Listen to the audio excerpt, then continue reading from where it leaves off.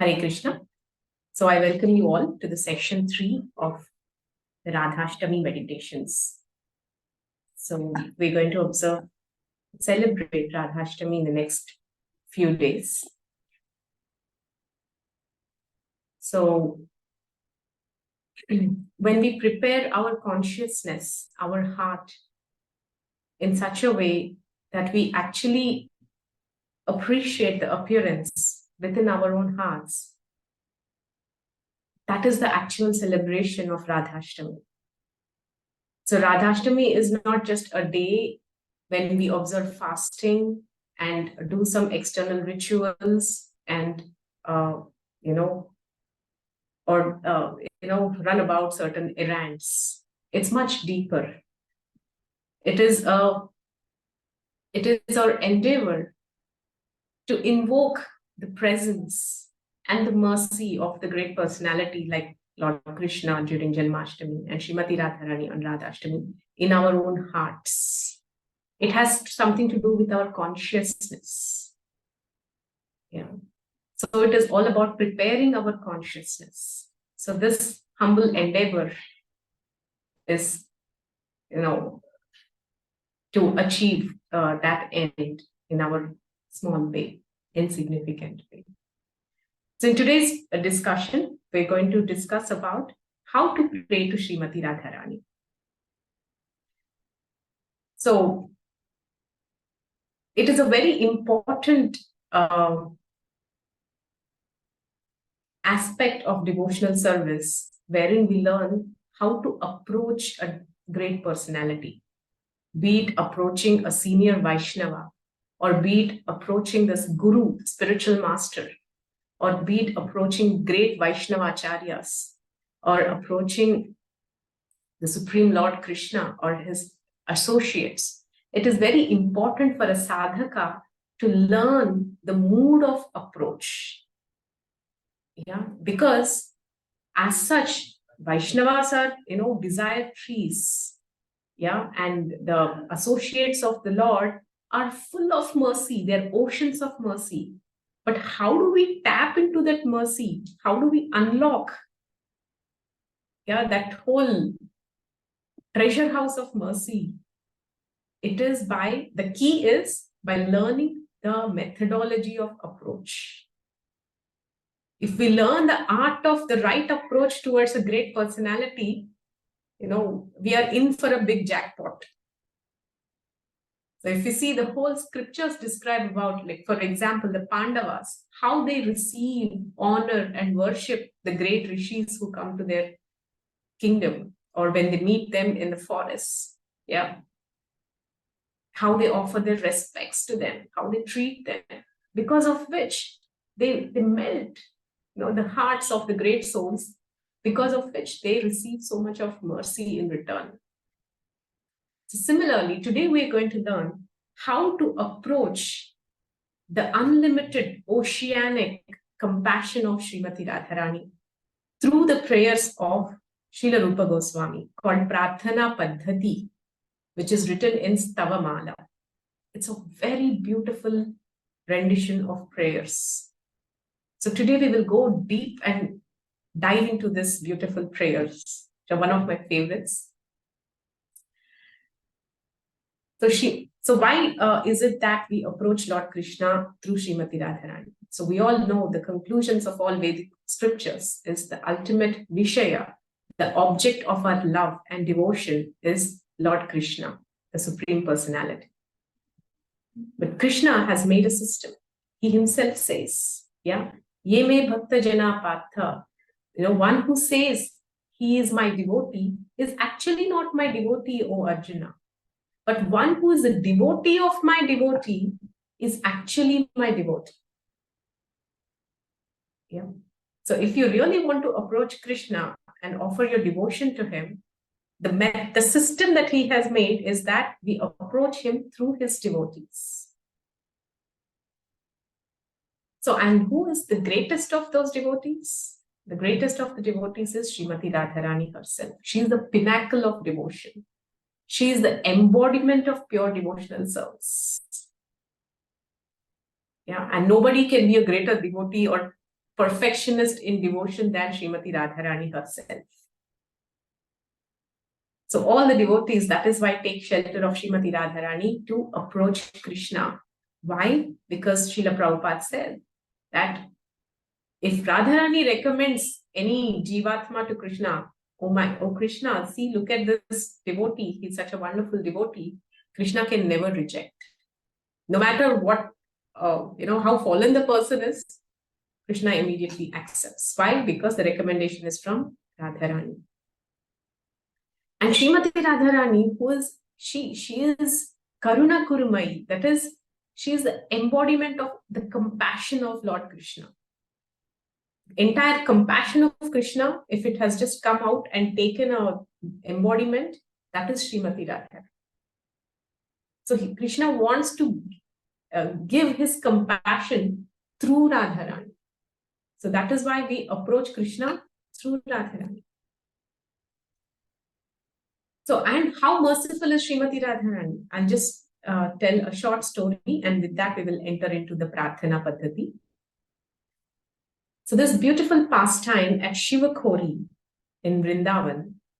Yeah. So here, that's a place in Vrindavan where this pastime took place. There is a jackal. Yeah. And this jackal just got caught up in a hole, yeah, in the mud.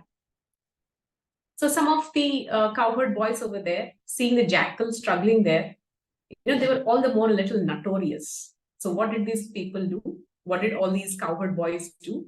They just collected some dry hay or dry grass and just put it in the hole and lit up the hole, and they ran away. Sometimes little boys are very notorious. They do very notorious things. So they lit up the hole and they ran away. And this jackal within this hole, it was so helpless. It started crying out for help in its own language. So when it was crying out in helplessness because it was getting burnt and it had no way out and it had no shelter, so it was crying out for help. So at that time, Lalita and Vishakha were passing. And as they were passing by, they heard the cries of this jackal. And it was the order of Srimati Radharani that there should be nobody crying in Vrindavan, the land of Braj. So they thought, who is this suffering in the land of Vrindavan? Immediately they went and they took the jackal out and they brought the jackal to Srimati Radharani. And Radharani, showing her compassion to the jackal, touched the jackal. And immediately the jackal became a gopi. So we all have learned about the evolution of consciousness through the 8.6 million species of life. Yeah, we pass through so many bodies of animals and ultimately get a human birth.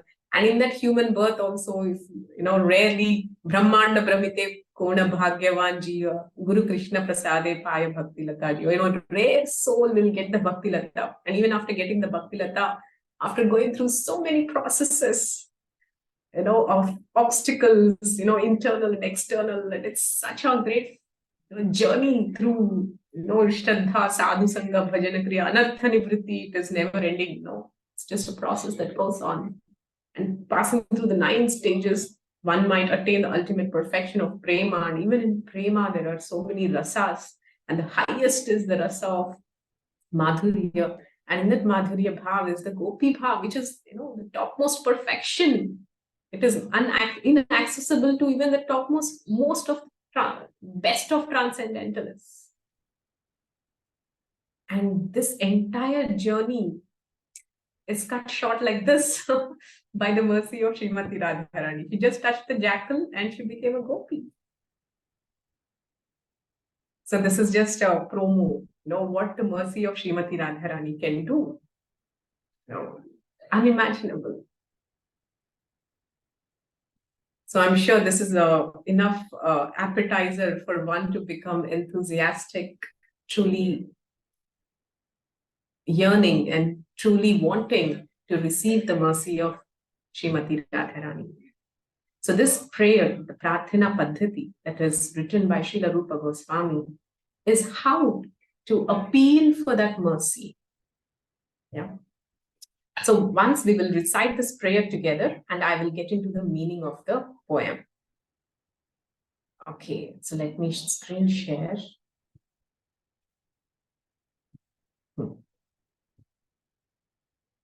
So this is, the Pradhana Paddhati, which is written by Srila Rupa Goswami in his book Stavamala.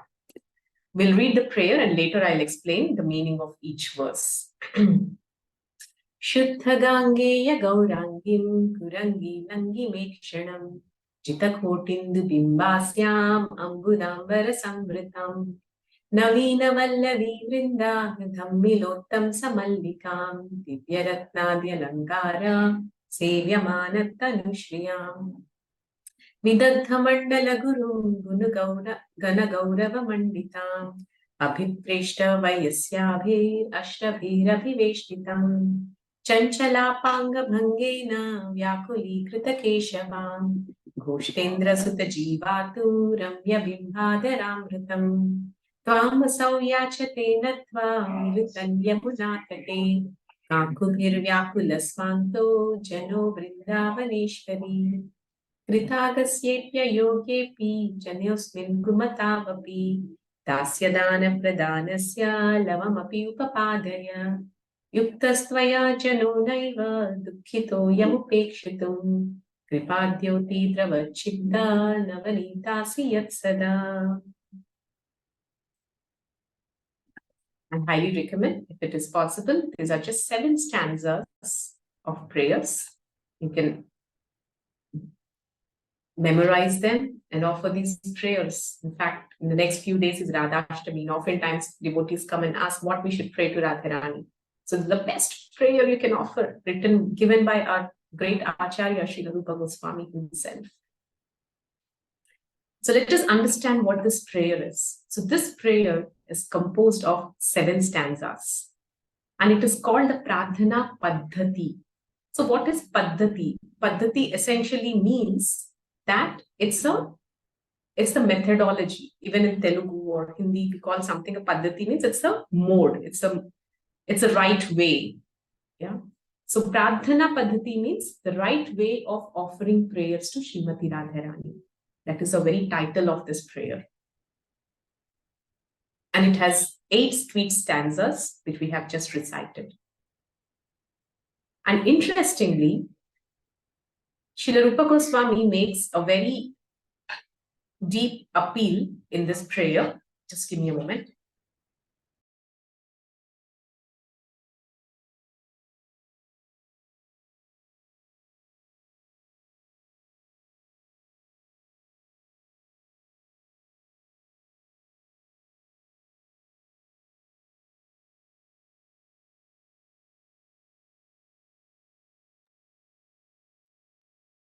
Hare Krishna. Sorry about that. So, yeah. So it consists of 7 stanzas.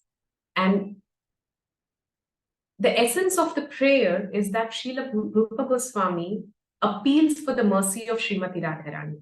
But he doesn't go to that appeal until the 5th stanza. That means the first 4 stanzas are exclusively dedicated for glorifying Srimati Radharani. And the appeal begins only in the 5th stanza. So this is the Paddhati, the mode of approaching a great personality. That is the first 4 verses. Then what do they consist of? They exclusively consist of glorifying Srimati Radharani, her, her beauty, her qualities, her position.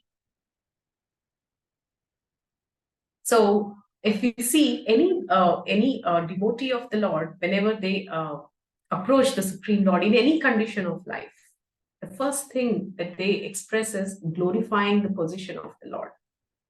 If we see the example of Draupadi, when Lord Krishna comes to Kamyavana after the whole, tragic episode of what has happened in the Asat Sabha, the Kuru Sabha, And, the sequel of events where the Kauravas have behaved in such a monstrous way. They have subjected her to such gross humiliation, yeah, and mortification.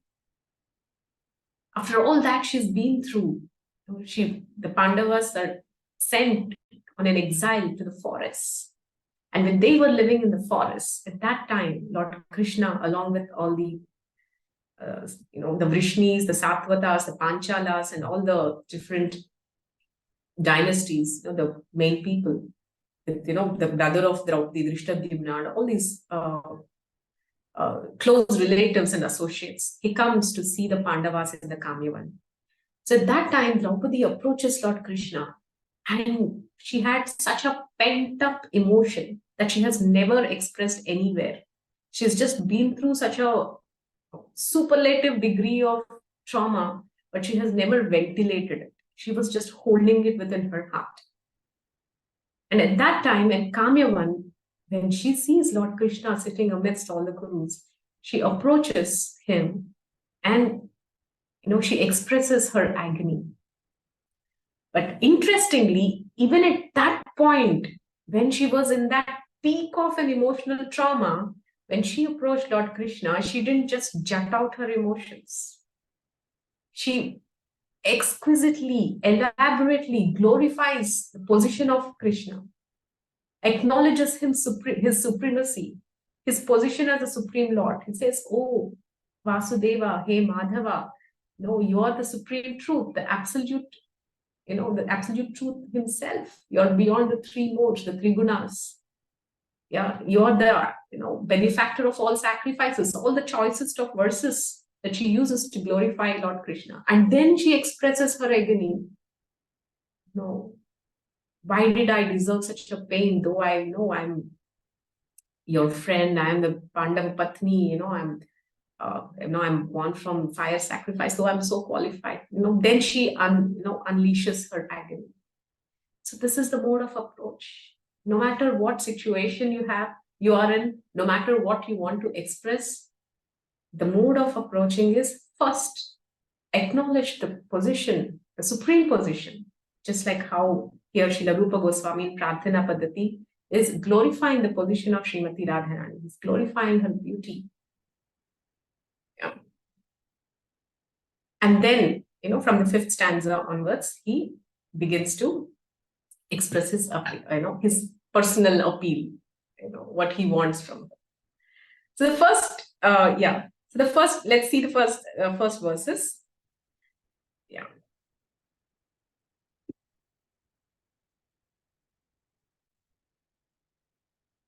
Yeah.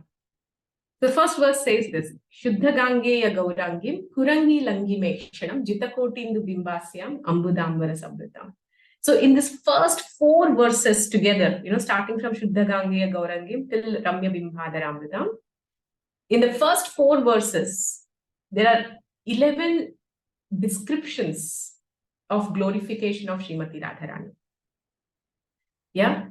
And in Sanskrit poetry, these are of 2 types: the Shabdalankaras and the Arthalankaras. So somebody who has some knowledge of literature will really appreciate this. So what is the Shabdalankara and what is Arthalankara? Alankaras means beautifications. So Shabdalankaras means the alankaras that actually beautify it through the medium of how it sounds. And Arthalankaras means it's beautifying the whole composition through what it means. Artha means meaning. Shabda means how it sounds. So let us see a couple of examples of this Shabdalankaras.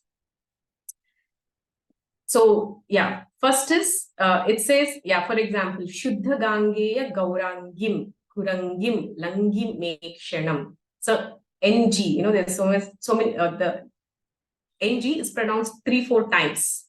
So if a same syllable is repeated, it brings about a beautification in poetry. That is called Shabdalankara. So in the first it is Shuddha Gangeya Gaurangim Kurangim Langi Mekshanam. So that's one of the Shabdalankaras.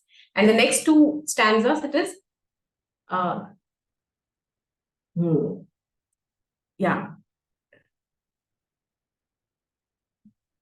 Jitakotindu Bimbasyam Ambudambara. Yeah, Ambudambara Samvritam. MB is the next Shabdalankara. If you see here in the next stanza, Jitakotin Kurangim Langimeksham, Jitakotindu Bimbasyam Ambudambara Samvritam. Yeah, Bimba, Ambudambara, Samvritam. Again, it's a second Shabdalankara. In this way, in the first few stanzas, Srila Rupa Goswami has brought about beautiful Shabda Alankaras. Now let us see what are the Artha Alankaras. So the meaning of, by the way, the meaning of the first thing is, O Queen, whose pale limbs are more splendid than pure gold, whose eyes are as charming as dove's eyes. O Queen, whose face defeats millions of moons. O Queen, dressed in garments as dark as monsoon clouds.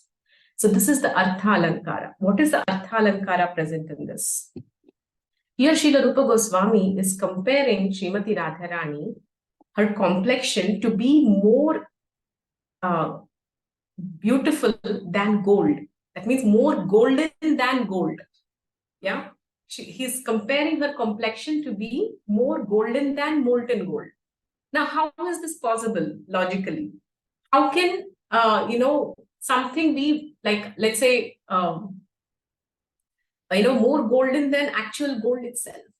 Now, here is the Artha Alankara.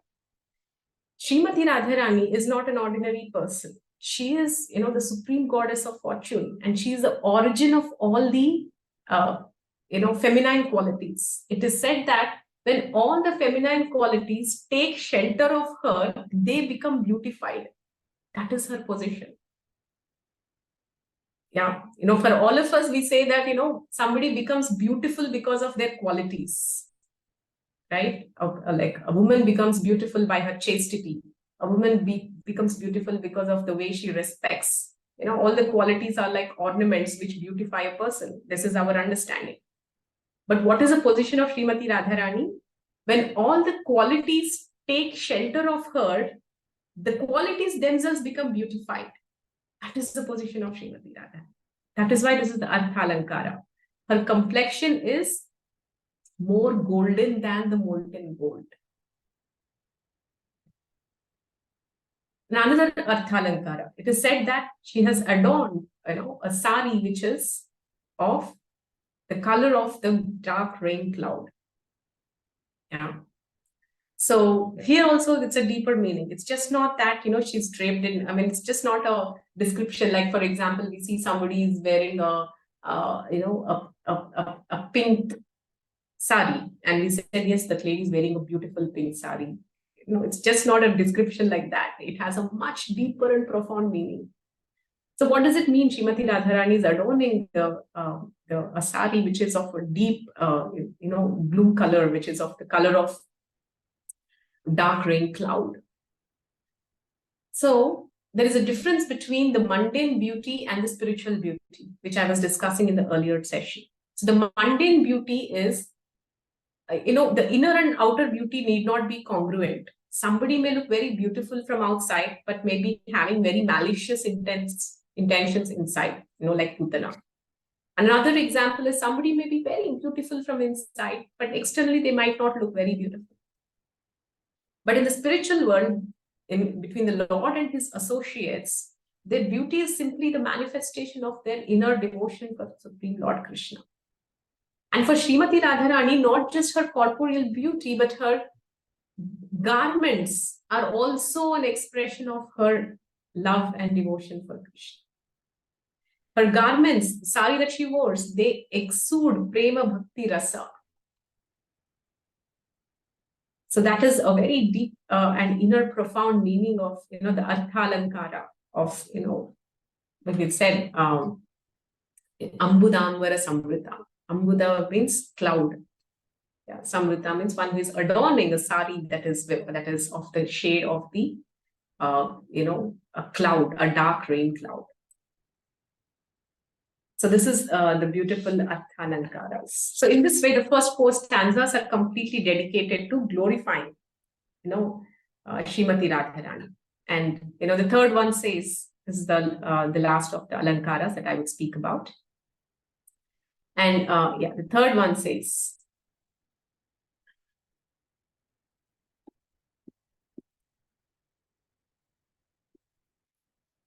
Navina Vallavi Vrinda Dhammilottam Samallika. So, what does that mean? That, let's go to the translation. O Queen, who is the crowning garland of Mallika flowers on the decorated braided hair of young gopis.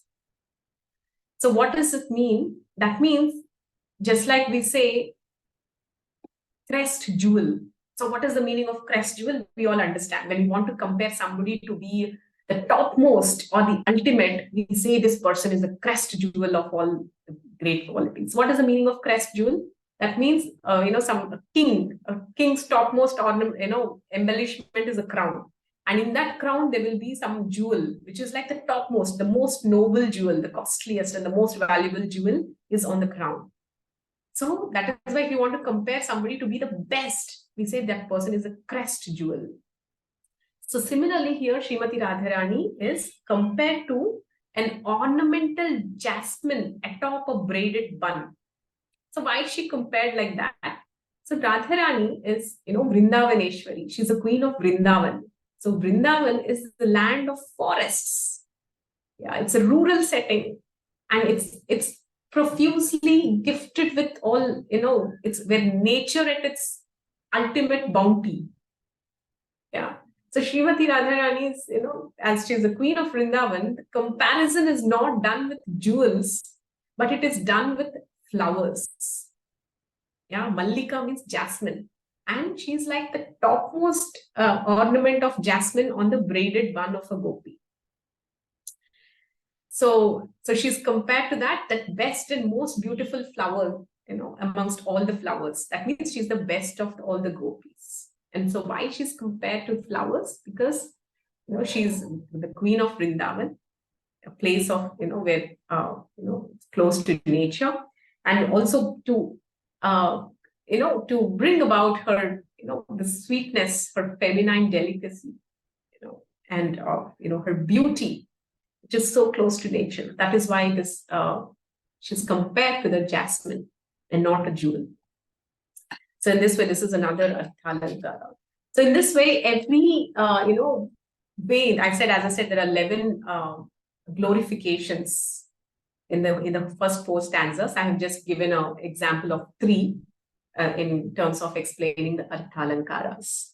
So each of it is so profound, the way Srimati Radharani is glorified. So at the end of 4 stanzas, now Srila Rupa Goswami then begins his appeal. So what is it appeal he starts with? Yeah, let's go back to the prayer again. The 5th stanza speaks of the appeal. So what is this 5th stanza? Vamasau yachate natva vilutan yamuna tate kakubir vyakulashvanto jano vrindavaneshwari. So what does this mean? O Queen of Vrindavan, bowing down and rolling about on the Yamuna's shore, this person with an agitated heart and choked voice appeals to you. So this is the mood of approach. This is the mood of approach. Total humility and meekness, projecting oneself as totally unqualified. Yeah. Rolling in the dust of Yamuna, that means taking such a humble position. So this is the way to, to the heart of the Lord and his devotees. So there are all the great, in the entire Sikshashtakam prayers, there's so many high elevated bhavas that are expressed in the last 4 stanzas. Yeah. But to enter into that last 4 stanzas, one have to first cross the 3rd stanza. What is the 3rd stanza? Trinadapi sunichena taroriva sahishna amanina manadena kittaniya sada. So one will only be able to access all those higher realms and sweetness of spiritual life when one comes to the standard of Kirtaniya Sadahari. Through their mind, body, and words, they're always glorifying the Supreme Lord Krishna. And when one can come to the position of Kirtaniya Sadahari by passing through this door of Trinadapi Sunichena, Taroriva Sahishnu, Amani Namani. That means always understanding, oneself to be humbler than the blade of grass, tolerant than the tree. and always eager to respect others and not expecting any respect in return. When one comes to that platform, that's when the holy name manifests in one heart. And that's when a person accesses all these higher spiritual realizations. So here is Srila Rupa Goswami, his prayer is exemplifying that mood of humility. Yeah, Tvamasau yachate natva vilutan yamunatate kakubhir vyakula swanto jano brindavaneshwa. Then after this, in the next stanza, he further enters deeper into that mood of humility. Yeah. And what is that? What does he say? Kritagasyepi ayogyepi janosmin kumatavat dasyadana pradhanasya lavamapi upapadaya. This is very beautiful and interesting part. Yeah. This is called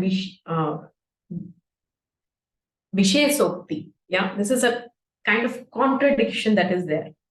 Yeah. What is a contradiction there? So, Srila Rupa Goswami is saying, Kritagasyepi ayogyepi janosmin kumatavati. That means I am least qualified. Ayogya. I have absolutely no qualification whatsoever. Yeah, this is how a devotee genuinely feels about oneself and presents oneself. You see, actually, Rupa Goswami and Sanatana Goswami, when they were presenting themselves to Chaitanya Mahaprabhu for the first time at Ramakeli, when they met him, yeah, by putting a straw in this, amidst their teeth, they fell down, offering full prostrated obeisances and saying that, we are more fallen than Jagai and Madai. Yeah, Jagai and Madai, they are Dhamvasis, they are much better than us. People call us scholars, and we have the audacity to believe it is true. We actually have no qualification. And, they actually present themselves in a very, very humble way, and with such humility that, Chaitanya Mahaprabhu himself says that your humility is breaking my heart. Yeah, but this is not just some kind of an emotional dump. It's a genuinely what a devotee feels. Yeah, humility means genuinity, being true about oneself. So here is Srila Rupa Goswami presenting oneself as least qualified. Kritagasyepi, ayogyepi. Yeah, janosmin kumatavat. And after that, there's an interesting twist. See, he's saying, even though he has committed offenses, even though he is unqualified, even though his intelligence is crooked, yeah, see, so many qualifiers Srila Rupa Goswami added. Kritag, yeah, ayogya, and kumatav. That means kumatav means it's a crooked intelligence. Yeah, and he's committed many of his. Why he's even using third person here? He's not saying I. This is humbling himself much more. He's referring himself to the third person. Yeah, even though he's committed offenses, unqualified, and even though his intelligence is crooked. Now the contradiction. Give this person a small particle of your devotional service. Dasya dana pradhanasya lavamapi upapadaya. So he's presented himself as the least qualified, whose intelligence is crooked, who has committed many offenses. But he's asked for the highest benediction. What is it? A particle of your loving devotional service. What is Srila Rupa Goswami asking for? He's asking for the highest possible perfection ever possible in all the three worlds. Radha Dasyam. If you, this beautiful discussion between Srila Ramananda Raya and Chaitanya Mahaprabhu at the Gautami Ghat on the banks of Godavari, there was this discussion about what is the ultimate goal of life.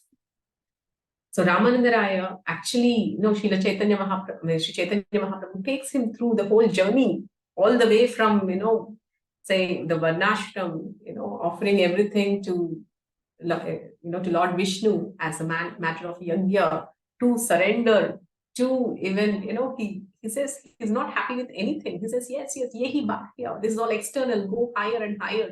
And he brings him all the way to the platform of pure devotional service, and then to the different rasas of dasya, vatsalya, sakhya. And there's, he says, go higher than that. And he comes into the Madhurya Prema. And from there, he takes him higher. He talks about the Swakiya Ras, and he talks about the Parakiya Ras, and then he talks about the love of gopis, and he says, go higher and higher.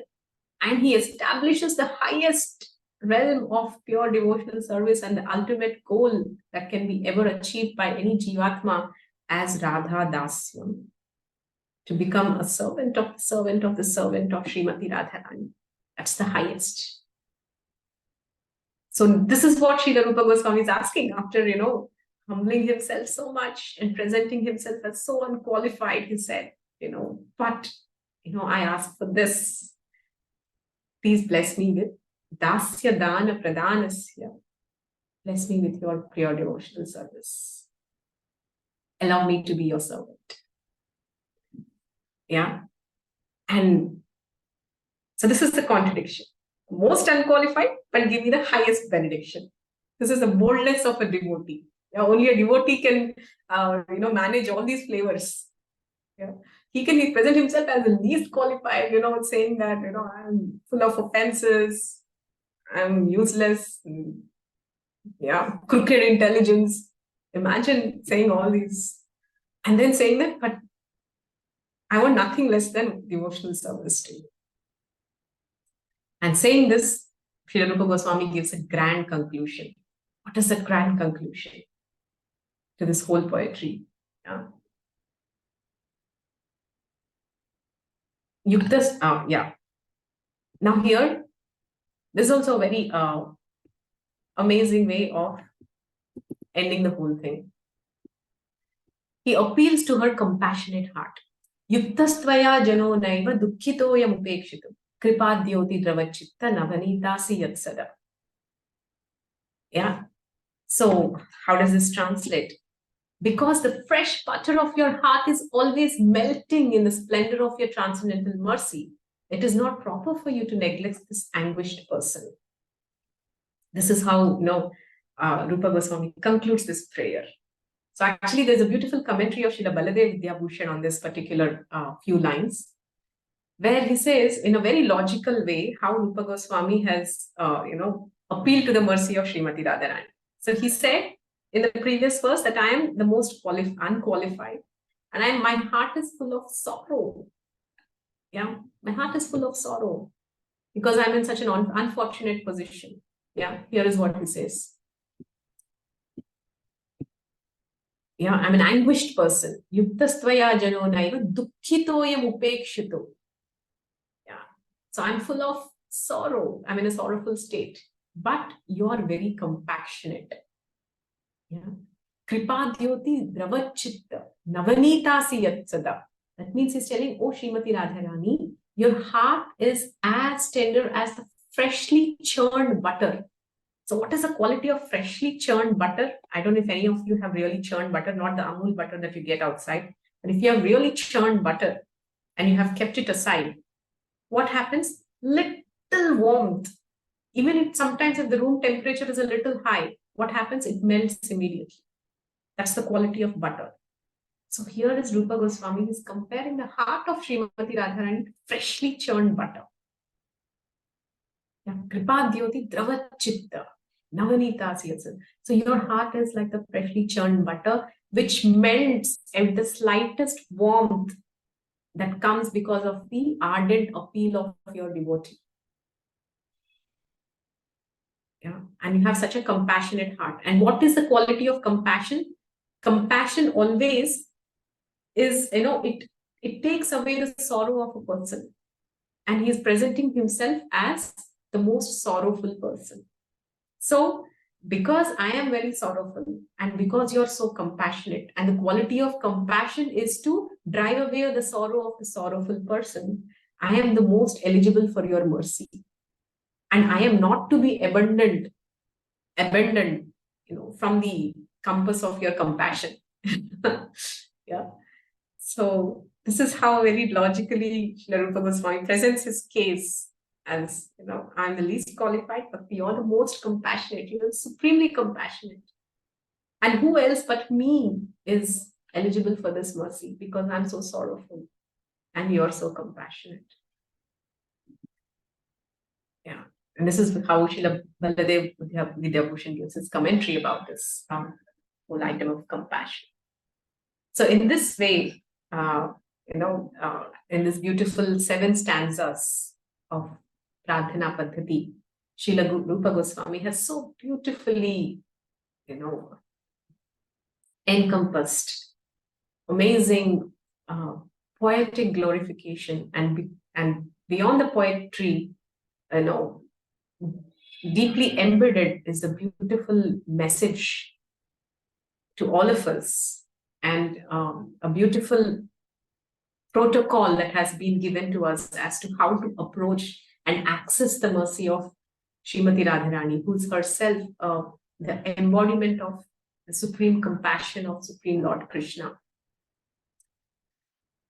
So it's a very wonderful meditation for the upcoming Radhashtami festival. If we can meditate on the message of this prayer, the mood of this prayer, and truly imbibe this within our own heart and utilize it to approach the lotus feet of Srimati Radharani and become recipients of her most benign and compassionate mercy, that will truly elevate us and put us in a very beautiful condition, which we are always aspiring for.